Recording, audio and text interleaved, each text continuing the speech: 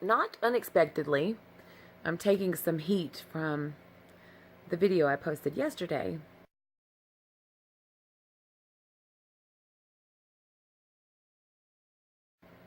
About NASA and the image and what I consider to be a blatant crop, rotate, and paste situation. What you're looking at is a crop, a square or perhaps somewhat rectangular crop. Okay, you can do circle cropping. You could do that and then add it in as a layer.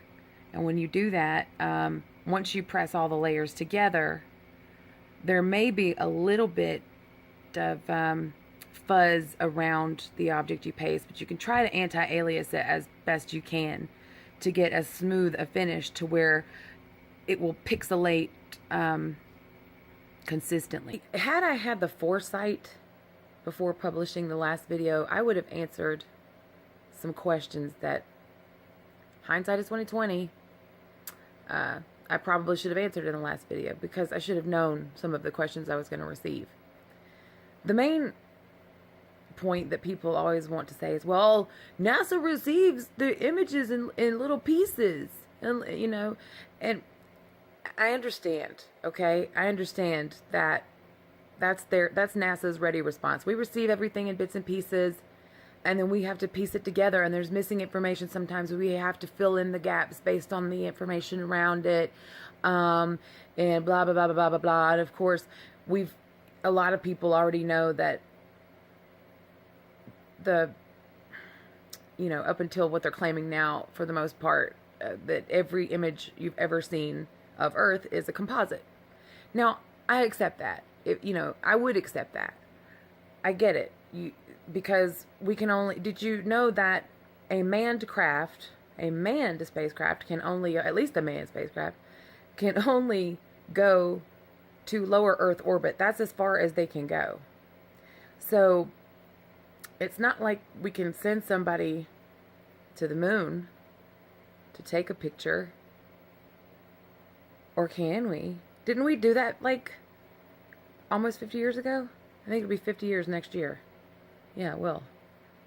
But for some reason now, the Van Allen radiation belts are keeping us from doing that. So, but I digress. Guys. I am not even answering the question I set out to answer. The question I set out to answer was, yes, I get it. NASA receives everything in bits and pieces. I'm going to give you something to compare that to that may or may not be accurate.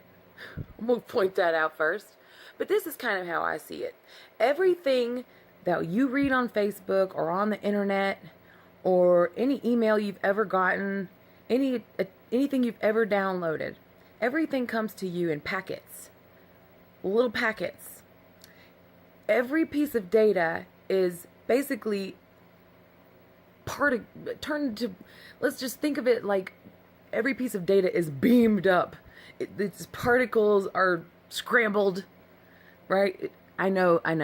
Files don't have, the data doesn't have particles, but what I'm trying to say is imagine being beamed up and what that's supposed to, like the Star Trek technology, to be beamed up. Basically, your particles are just scrambled and then they're reassociated at your destination.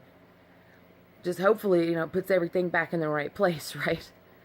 Well, I'm not saying that they're just receiving internet packets from the moon. I don't know what that technology is. It had nothing to do with it, right? But it's got to be similar. They had to plan it out. They sent it out in 2009. We were already well into a smarter device world.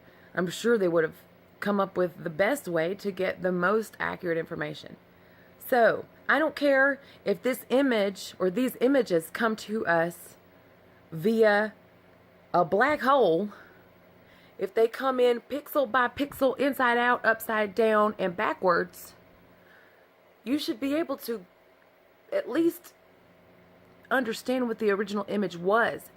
And when you look at the blatant, because that's what you're looking at, is a crop and a rotate. I'm sorry, they rotated our Earth. They rotated the Earth. That's what they did. That's not how it came in. It didn't come in strip by strip and sideways and diagonal and weird. It didn't. I mean, it came in, if it's all true, it came in piece by piece. I get that. I don't care though, because what you're seeing there is not an anomaly of that. If that were true, you would see it in other little spots too, but it's just, where is it, guys? Where is it? It's right around the Earth. The Earth and only the Earth. And you can see maybe they've done some stuff to the moon too, but I'm saying that blatant, like, haha, in your face, Easter egg. You guys play video games, you know what an Easter egg is? That's a NASA Easter egg. You guys aren't ready to understand what that means. I don't mean you guys. I don't know who I'm talking to. People might be watching me that definitely understand what an Easter egg is and understand why NASA would put that out there. But I don't care how this thing is. What you are looking at is a post edit that they didn't fix right, and there's a reason they didn't fix it right. But no, they left that out there as like a, we're laughing at you. Look at this. We turned your world, our world. We turned it. Tee-hee. But I've had a lot of people say, well, what? Well, if it's all fake, then why would they just blatantly show this one to you? Well, first of all, they don't. They don't expect half the people are going to look at what they do.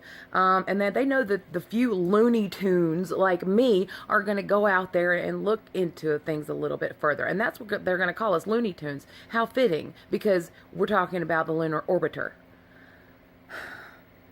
They don't call me a loon for nothing, guys. I love the moon.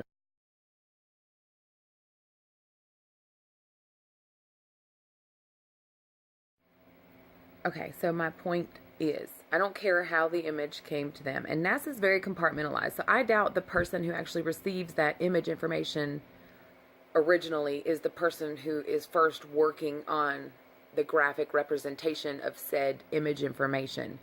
That just sounds so dumb, y'all. Really, they sent this thing out in 2009 and they, whatever, I don't know. I'm not a rocket scientist, so whatever. I'm sure you guys are like, that's right. And that's another problem I have. People say, well, why aren't all their images like that? Why is it just this one? And well, there is a reason for that. I think most of my viewers are my Facebook friends or acquaintances, and they may not be ready for the reason for that. So I'm not going to give the reason for that. My point is just to nudge people in their own paths of research, paths of discovery. We can still discover things. We've basically been told there's nothing left to explore. We know what our world is. We know what our solar system is. You can just sit on your couch and put on your virtual reality goggles, whatever you call it, and enjoy life, whatever. But I'm just saying, you can do a circle crop, right?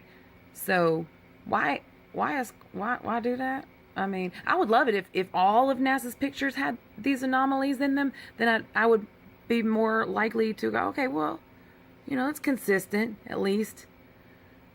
So either fix it in all of them or don't. But they can't. They can't do that, and I can't give you the reason why. I'm not gonna give you the reason why, but there's a reason. Maybe you can look it up someday. I don't know. That's on you. But you can do a circle crop. Oh, because that would create the sphere. Because we're a spheroid, right? We're an oblate spheroid. So what I'm going to do right now, and I haven't done this yet, I'm going to do this in real time with you guys and see if my hypothesis is correct.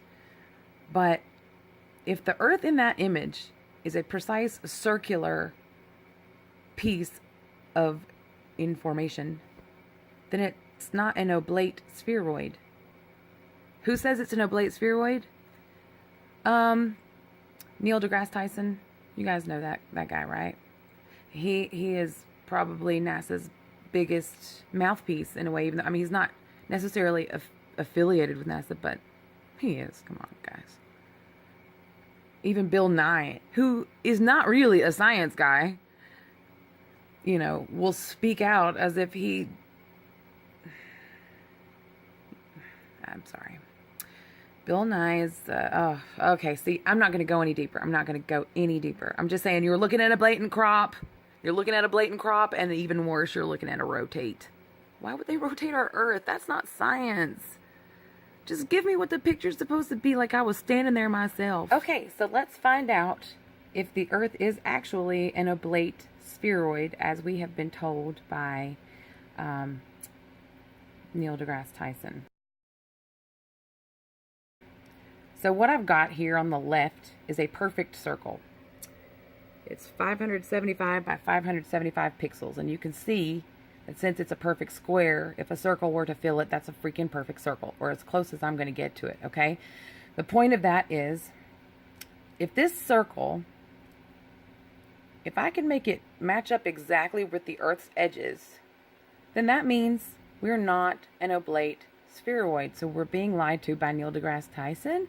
Question mark? So let's find out. So you see this is a perfect circle. It actually has a transparent background already.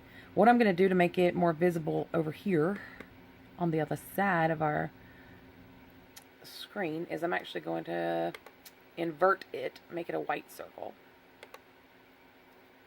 And I'm going to copy that perfect circle.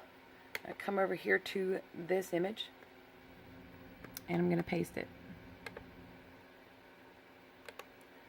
And then I'm going to move this.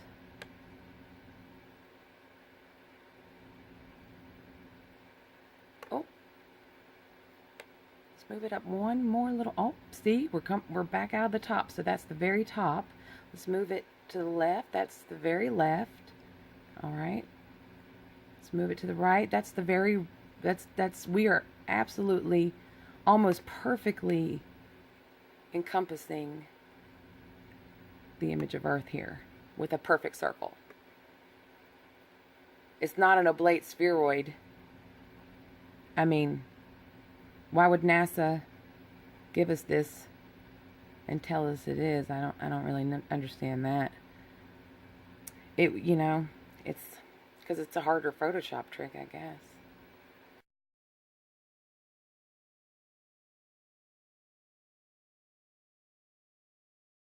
Give me what it really is. And where's all our space junk? Now, I know a lot of you might think, well, like satellites and stuff, they're pretty low in our orbit. So, or they might be, I think one of my Facebook friends said up to 22,000 miles out. I haven't confirmed that myself. But I would think that you might just see a speck or something here and there around our planet of all these satellites that we have out there. And even if, I bet you if you ask NASA, hey, why don't we see any satellites? Well, they're not pretty. We want to make it pretty. I don't want pretty. I want reality. I want what it looks like. That's what I want from NASA. I want pretty and fairy tales from Disney. Oh, but wait. NASA and Disney. That is another episode altogether. Again, guys, you don't have to believe a word I say. And I know a lot of you don't. And that's fine. But I hope that one day you think back to the sound of my voice and you start looking into some shiznit yourself. Have a great Saturday. It's snowing here. What the heck, guys? Ready for some spring. It's okay to be way out and get a better view of what I love y'all. Bye.